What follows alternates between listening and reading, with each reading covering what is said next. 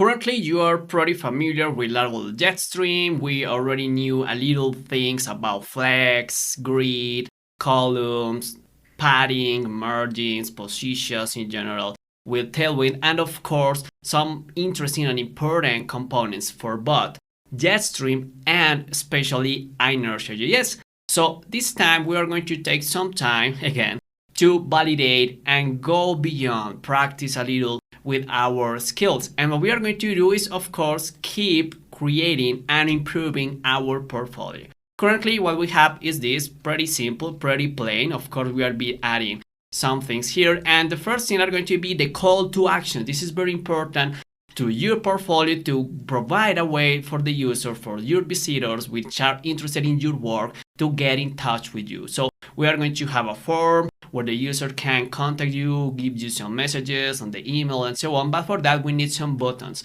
So yeah, we are going to use a button for this. Only we are going to explore a new component, Laravel Jetstream, which is of course a button. We have this here inside the Jetstream folder. There is button, and you can see there are a lot of styles, a lot of things. We have the slot. Essentially, that means that we can put anything inside here with the text of the button. And of course, we have already predefined some styles, but that doesn't mean that we don't have the possibility to specify our own colors, our own background, etc. So essentially, we are reutilizing all of this in our favor. So what we need to start with this, eventually, we need to import the definition of that component. So this time, let's separate this a little, and we are going to have a jet button. And this is going to come from Jetstream button. Pretty simple. This means that we can use this definition essentially here. Let's keep it simple.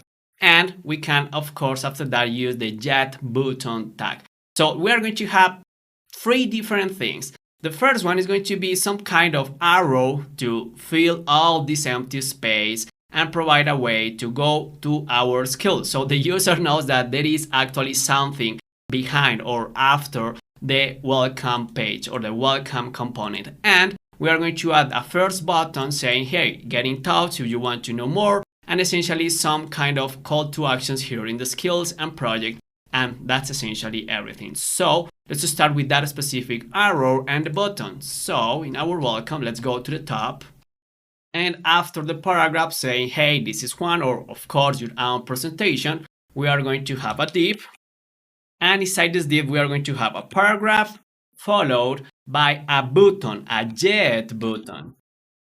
So we have this here. The paragraph is going to say, let's chat, or essentially want to know more. And if they want to know, so let's chat.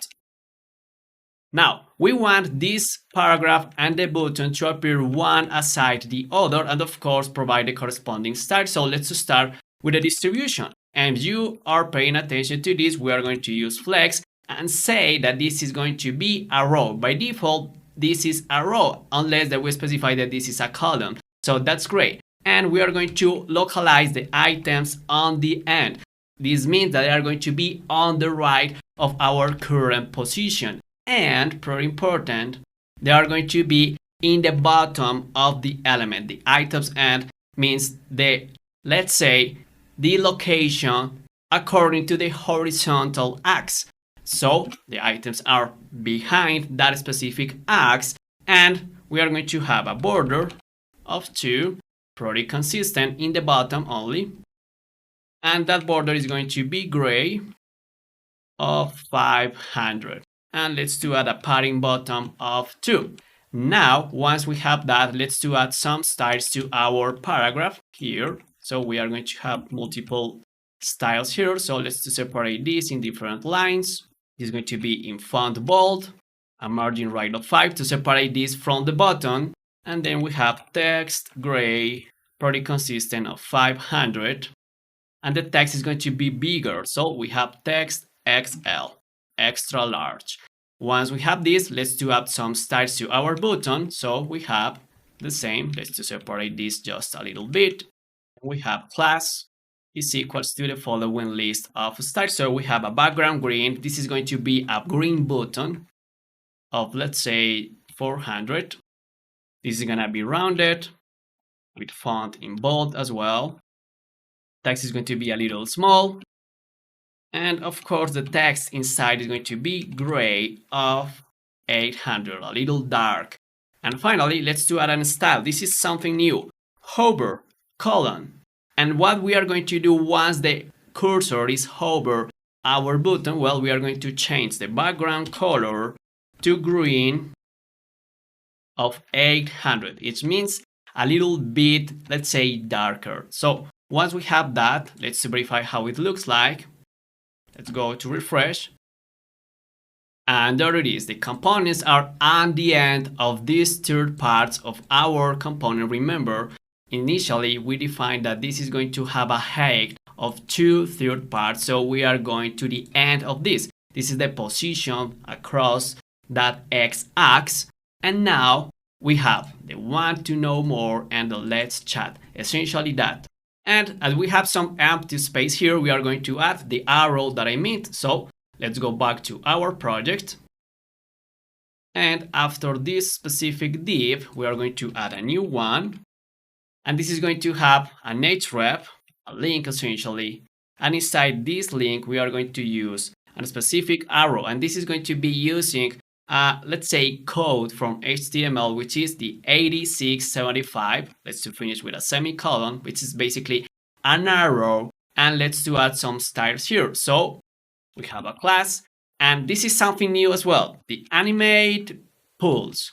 Essentially, this is an animation, a CSS animation coming from Tailwind, of course, which is going to do something like this, going dark and bright, dark and bright. So we are going to take the attention of the user, and after that, let's add some margin in the top. Let's say the color of the text is going to be gray of 300.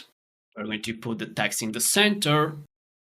And an enormous text. This time is going to be the largest text that we can have, 9XL. So here, the href is going to be a reference inside our single page application, which is skills. So that means that we need to specify an element with this specific ID. So what are going to be that? Skills, of course. So going to be ID is going to be equals to skills. So once the user press skills, basically the arrow is gonna to jump here to our skills section. So let's verify that. Let's do refresh.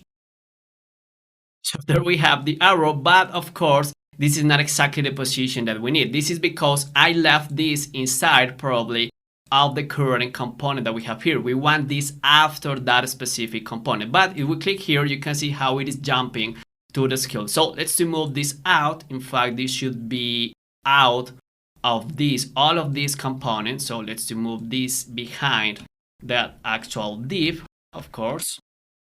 And if we go back and refresh, here it is, perfect. So you can see how we have the effect that this is effectively fading and going in and out in the bright, let's say. And again, if we click here, we can go to skills. So let's finish using essentially a button on every one of those specific elements. So here for the skills and for the project, we are going to have a button. So let me copy this. In fact, a get button.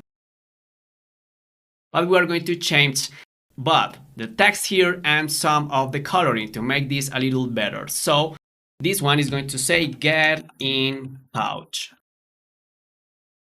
And we are going to change the background color is going to be indigo of 800, a darker indigo. It's going to be rounded, font bold, text small, but now the text gray is going to be 200 because we have a darker background, so we need a lighter text. And of course, the hover is going to be indigo, pretty consistent, but of course, a little light. So we are going to do basically the same in the case of projects.